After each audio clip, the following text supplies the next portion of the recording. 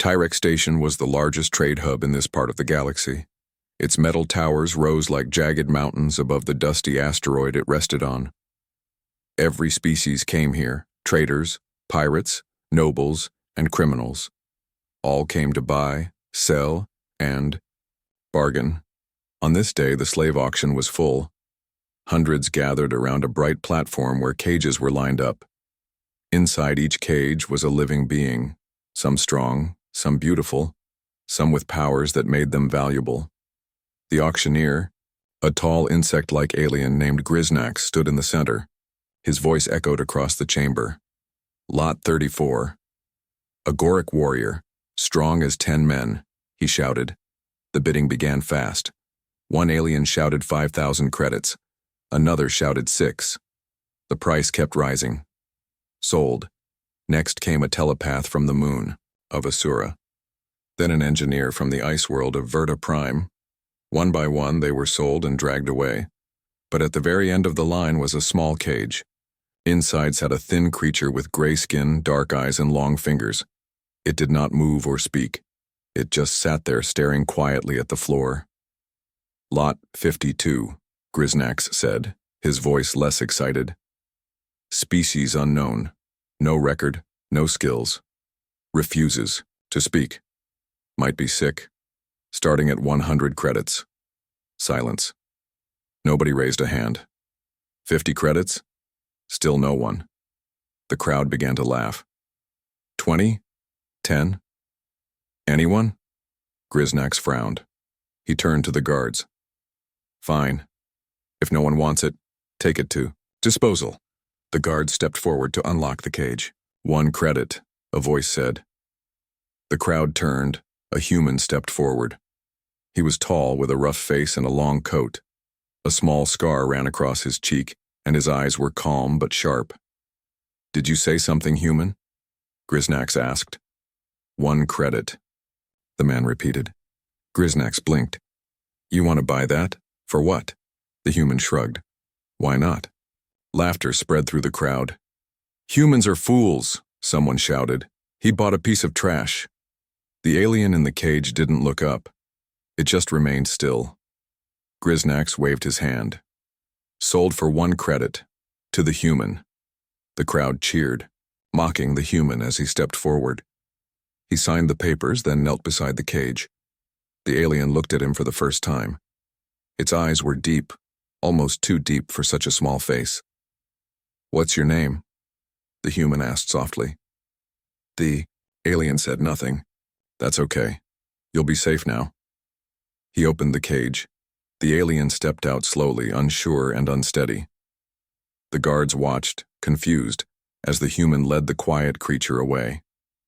Back at Docking Bay 12, the man stood beside his old ship, the Dauntless. It wasn't shiny or fast, but it was strong and had seen many adventures. The rest of the crew waited near the ramp, watching the strange alien following their captain. Captain Rourke, said a woman with short hair and an artificial arm. What is that?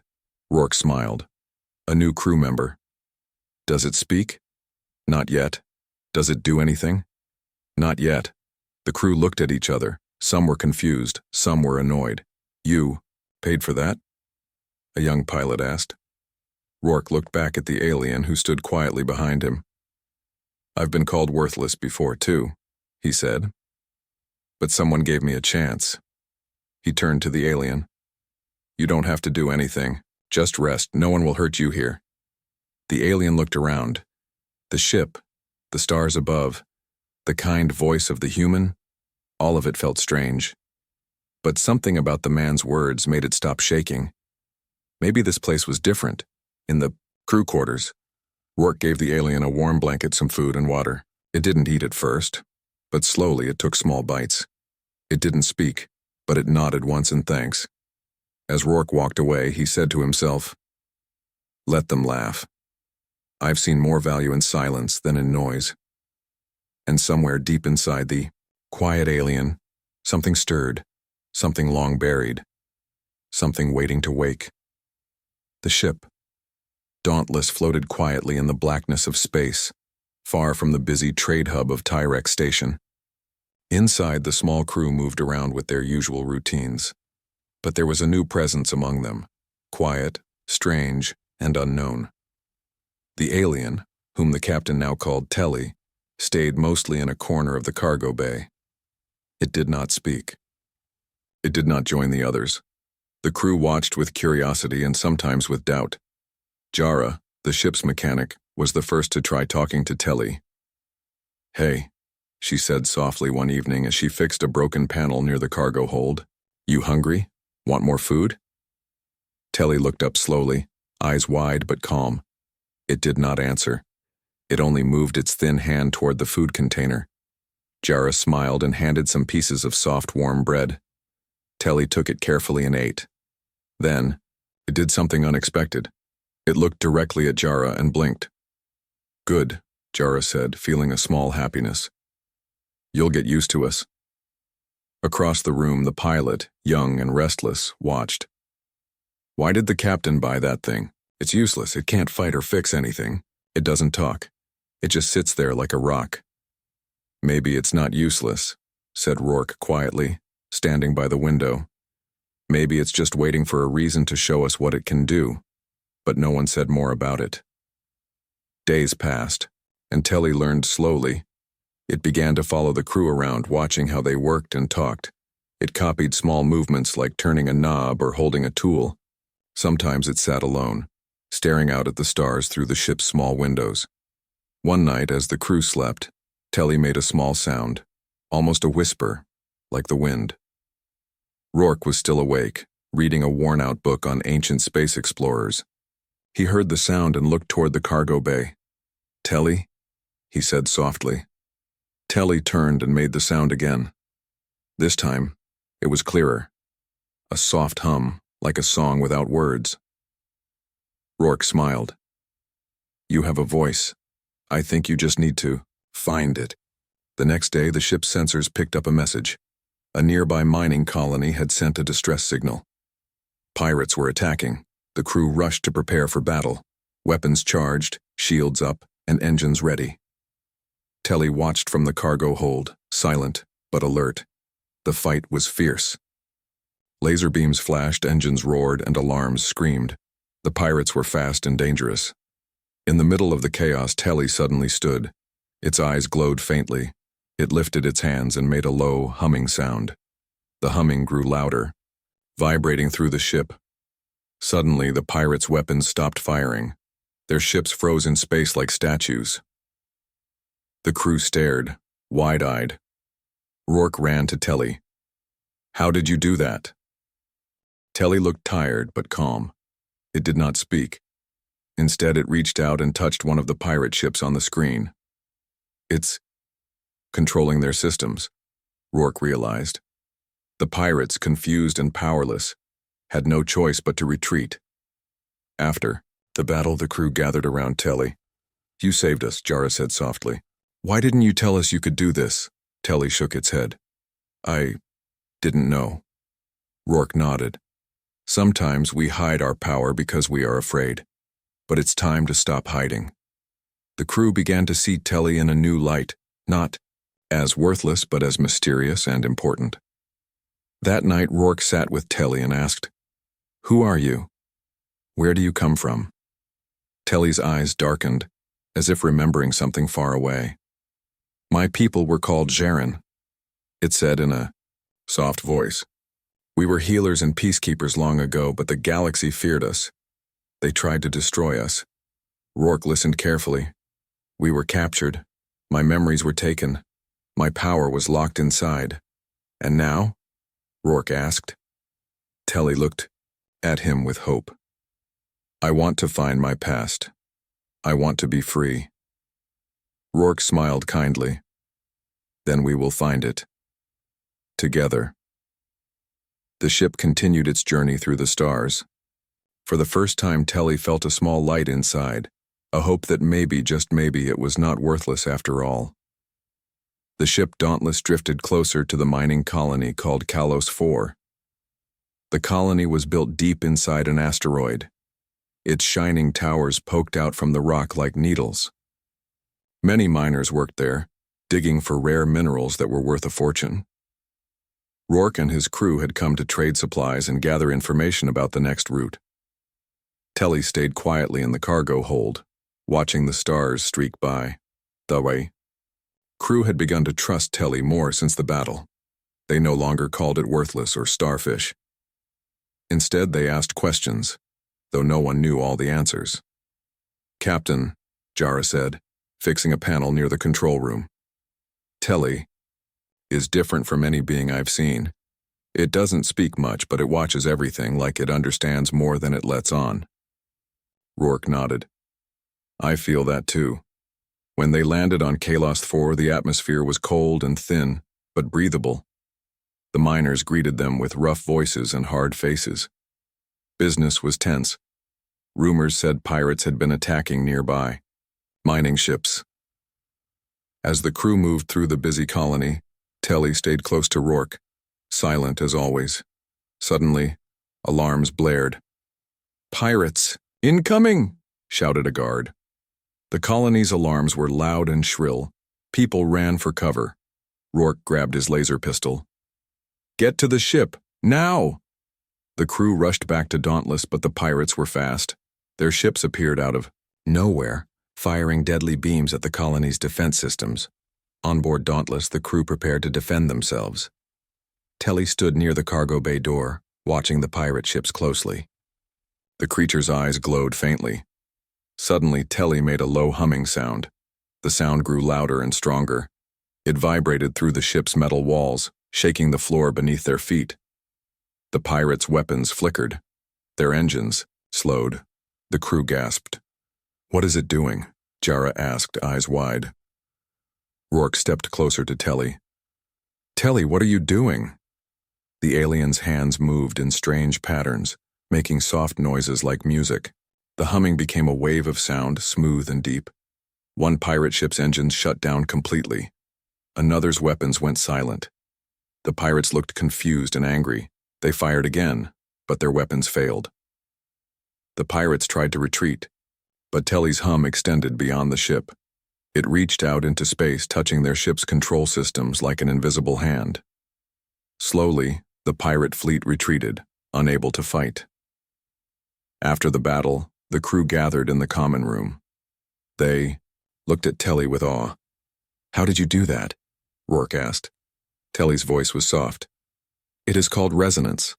My people used sound and energy to control machines and calm minds." "Your people?" "Yes, the Jaran," Telly said quietly. The crew looked at each other. The Jaran were a mystery to most. Jara sat down, thoughtful. "You have great power, but you hide it well." Telly looked down. "I did not want to hurt anyone." Rourke smiled gently. "Sometimes we hide what we are afraid might hurt others. But your power saved us today." The crew cheered softly, welcoming Telly as one of their own. That night, Rourke sat with Telly under the stars, outside the ship. "Tell me about your people," Rourke said. "Why were they destroyed?" Telly's eyes seemed to hold deep sadness. "The Jaran were healers and keepers of peace. We used our powers to help, not to fight. But many others feared what they did not understand. Fear made them enemies," Telly said. "The great empires hunted us, forced us to hide or be destroyed." "Is that why you were captured?" Rourke asked. "Yes," Telly said. "I was taken as a child, my memories erased, my powers locked away." Rourke put a hand on Telly's shoulder. "You are free now. We will help you find your past and your future." Telly looked up, hope shining faintly in their eyes. The next day, as Dauntless prepared to leave Kalos 4, the crew felt stronger together. Telly's quiet power was no longer a mystery or a weakness. It was a key, one that might unlock the fate of a lost race and challenge the darkness spreading through the galaxy. Rourke smiled. "Let's see what the stars have in store for us." With new purpose, the ship lifted off, leaving the colony behind. The Dauntless glided through the dark space between stars, its engines humming softly. Inside, the small crew worked quietly, their thoughts heavy with the events at Kalos 4. Telly sat alone in the cargo bay, eyes closed, trying to reach. The parts of memory locked deep inside. Rourke watched from the doorway, thinking about what he had learned so far. The Jaren were more than just a forgotten race. They held a power that could change the galaxy. But that power had been hidden, lost, or locked away. Jara entered with a small data pad in her hands. "Captain, I found something." Rourke moved. Closer. "What is it?" "It's an old record about the Jaren. Not much, but enough to give us a clue." Rourke nodded and took the pad. On the screen, faded images and words appeared. Ancient symbols, old maps, and stories of a race known as the Jaren. The Jaren were said to have been able to control energy through sound and emotion. Their abilities allowed them to heal wounds, calm angry crowds, and even stop machines. But this power scared the rulers of many worlds. They feared the Jaren could control entire armies without fighting, so the empires hunted them down. Many Jaren were captured, some escaped, and most were lost. Telly's people had tried to stay hidden, but long ago, when the attacks grew worse, the Jaren used their power to protect themselves. That protection became a song, a harmonic resonance, that could change the minds of others or even shut down weapons. But this song was dangerous. If used too much, it could drain the singer's energy. Rourke looked at Telly, who was listening closely. "This power inside you," he said. "It's real, and it's strong." Telly nodded slowly. "I feel it, but it is locked. Sometimes, I hear the song, but I cannot sing it." Jara looked thoughtful. "Maybe you need to practice. The song is like a muscle. It gets stronger when you use it." Rourke agreed. "We'll help you. You're not alone anymore." Over the next days, Telly tried to practice the resonance. At first the sounds were weak, barely more than a whisper, but with each day the humming grew clearer. Sometimes when Telly sang, the ship's lights flickered or small machines responded. The crew began to watch with hope. If Telly could unlock this power, it might help them face dangers in the future. One evening, as the ship passed near a quiet nebula, Telly tried again. The sound filled the cargo bay, a soft, glowing hum that seemed to wrap around the walls. Suddenly, a nearby panel flickered, and a small drone flew from the corner, responding to the melody. The crew gasped. "You did it!" Jara exclaimed. "You made the machines listen." Telly smiled for the first time. It felt a spark of joy, but the power was still dangerous. Later that night, while practicing alone, Telly pushed too hard. The humming grew too loud and wild. The ship shook, alarms blared, and Telly fell to the floor exhausted. Rourke found the alien moments later and helped it up. "Easy now," he said gently. "This power needs respect." Telly nodded weakly. "I will learn." Meanwhile, the news of a human captain with a Jaren aboard began to spread. Other ships, some friendly, some hostile, started to take notice. Rourke knew that their journey would be difficult. There were those who feared the Jaren power and those who wanted to capture it for themselves. But for now, aboard the Dauntless, hope grew. Telly was no longer silent or forgotten. It was a being with a purpose, a key to a future where power was used to protect, not to destroy. "Captain," Jara said one morning, "the next stop is a place called Vortax Station. It has libraries and archives that might help us find more about the Jaren." Rourke smiled. "Good.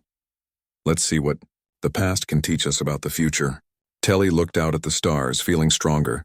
The song was growing inside, and soon the galaxy would hear it again. The Dauntless drifted closer to Vortax Station, a giant spaceport known for its enormous libraries and vast archives. Traders, scholars, and explorers filled the corridors, seeking knowledge from across the galaxy. For Rourke and his crew, this was the best place to find answers about the Jaren and their lost power. Telly sat quietly, eyes wide as the station's lights reflected in them. The alien seemed to sense the importance of this place. As the crew moved through the busy halls, Rourke led the way to the central archive, a massive building filled with floating data crystals and ancient records. Jara whispered, "This place is incredible. We might find everything we need here. Rourke nodded. Let's hope the Jaren's story is not lost forever. Inside the archive, an elderly librarian, a wise alien named Selan, greeted them. He listened carefully as Rourke explained their mission. Few know of the Jaren anymore, Selan said. Their history was erased by fear, but some records remain, hidden in secret sections. With Selan's help, the crew accessed old data, crystals. The images showed proud Jaren cities glowing with light and music. They were healers, peacemakers, and artists. Their power came from a song that connected all living things. But the records also told a sad story: wars, fear, and betrayal. The empires hunted the Jaren because they threatened the old order. Many Jaren were enslaved or killed. Telly listened silently, tears welling in their eyes. My people, they were not enemies. They only wanted peace. Suddenly, a warning. Alarm echoed through the station. Attention! Unauthorized persons detected with the Jaren artifact, a voice announced. Rourke's heart tightened. He knew they were not alone. Outside the archive, black-armored soldiers appeared, agents of the Galactic Concord, the powerful government that controlled many star systems. Their leader, a cold-eyed officer, stepped forward. Captain Rourke, you are carrying a dangerous being. Hand over the Jaren immediately. Rourke stood tall. Telly is not a weapon to be controlled. They are a free being, and we will not give them up. The officer sneered. You have no choice. The Concord will take what it wants. The crew prepared for a fight. But Telly stepped forward, calm and strong. I do not want to fight, Telly said, but I will protect those who stand with me. The officer laughed. We will see. Suddenly the soldiers raised their weapons, the crew braced for battle.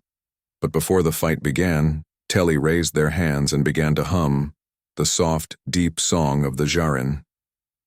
The sound spread through the station's halls like a gentle wave. The soldiers' weapons stopped, their bodies relaxed. The cold looks on their faces softened. Rourke watched in amazement. Telly's song had calmed the soldiers, not harmed them. After the soldiers lowered their weapons, the officer looked confused. Withdraw, Telly said firmly. We seek peace, not war. The soldiers hesitated, then left. The station returned to quiet. Rourke turned to Telly. That was incredible. Telly smiled gently. This is the true power of my people, to heal, to calm, to unite. Later, as the crew gathered in a small room, Jara asked, Telly, do you want to keep running? Or will you fight for your people and your future? Telly thought deeply. I want to fight, they said finally. Not with weapons or anger, but with my song and my heart. I want to help others be free. Rourke smiled proudly. Then we stand with you. The crew nodded in agreement. They were no longer just a group of travelers. They were a family, ready to face whatever challenges came. That night, under the stars seen through the station's glass dome, Telly sang softly. The song was no longer just a sound. It was hope. It was freedom. It was the voice of a future waiting to be born. The Dauntless moved steadily through space, its course set for the heart of the slave trade. A dark and dangerous sector controlled by ruthless criminals. Rourke and his crew knew this mission would be difficult, but Telly's growing power gave them hope. Inside the ship, Telly practiced their song every day. The hum was stronger now, weaving through the ship like a gentle wind. Machines responded, and even the crew felt calmer when Telly sang. We need a plan, Rourke said during a meeting in the common room. If we can use Telly's resonance to free slaves, we might stop the trade for good. Jara nodded. If Telly can control machines, maybe they can override the slavers' control networks. The pilot added, we'll need to get close to their main station without being detected. Telly listened quietly, ready to help. As they approached the slavers' station, Dauntless lowered its shields and dimmed its lights. The station was huge, dark, metal, and full of cages where captives waited for sale. Rourke's heart pounded. This was the moment. Telly closed their eyes and began to hum. The sound filled the ship, soft but powerful. Outside, the station's sensors picked up the strange signal. Machines inside the station started to flicker. Locks on cages began to release. Screens showed confusion among the slavers. Telly's song grew louder, reaching out like invisible threads. Suddenly, thousands of cages opened at once. Slaves stepped out, stunned but free. Chaos exploded. The slavers shouted orders, but their weapons failed. Their ships froze in space, locked down by Telly's resonance. Rourke and the crew moved quickly, helping the freed captives onto Dauntless. But the power came with a cost. Telly's humming grew weaker. Their body trembled, eyes closing. Rourke caught them before they fell. "You pushed too hard," he said gently. "Rest now." Telly nodded, exhausted but smiling. The freed slaves looked at Telly with gratitude and awe. One of them, a strong woman named Mara, said, "You saved us. You're a true hero." Telly's smile grew. The Dauntless fled the station before the slavers could regroup. The freed captives whispered stories of hope, and the crew felt stronger than ever. But the mission sent ripples through the galaxy. The slave trade, once hidden and quiet, was now exposed. Many feared what would come next. Rourke knew they had made powerful enemies, but they had also made new friends. Back on the ship, Telly rested but kept humming softly. "We will need your strength again," Rourke said. "This is only the beginning." Telly looked at him. "I will be ready." The stars outside seemed to shine brighter. A new chapter had begun. The Dauntless floated through the quiet stars, carrying not only its crew, but also dozens of freed captives. The ship was alive with soft voices, laughter, and hope. For the first time in a long while, many of these people felt free. Rourke stood on the deck, looking out at the endless sky. Beside him, Telly sat quietly, their eyes shining with new strength. "It's hard to believe," Rourke said, "that just a short time ago you were the last of your kind and many thought you were worthless." Telly smiled softly. "I was not worthless. I was forgotten." "But forgotten is not the same as lost," Rourke replied. "You remind us that every life has value. Every voice deserves to be heard." News of the liberation spread quickly across the galaxy. Many began to see humans in a new light, not as primitive or weak, but as allies who fought for justice and hope. Other ships joined the Dauntless's cause. Together they planned to continue the fight against slavery and oppression. Telly's song became a symbol of freedom, echoing in the hearts of those who had lost hope. One evening, as the crew gathered around a small fire in the ship's common room, Mara, one of the freed captives, stood up. "To Captain Rourke and to Telly," she said, "thank you for giving us a chance. You showed us that even when the world forgets us, someone can still believe." The crew cheered softly. Rourke looked at Telly. "You could have been left behind, but you were not, because someone saw your worth." Telly's eyes sparkled. "And now I will help others find their own worth." The journey was far from over, but the Dauntless was no longer just a ship, it was a beacon of hope. Together, the crew and Telly would face whatever challenges came, singing a song of freedom that no one could silence, because sometimes all it takes is one, the one who was left behind, to change the stars.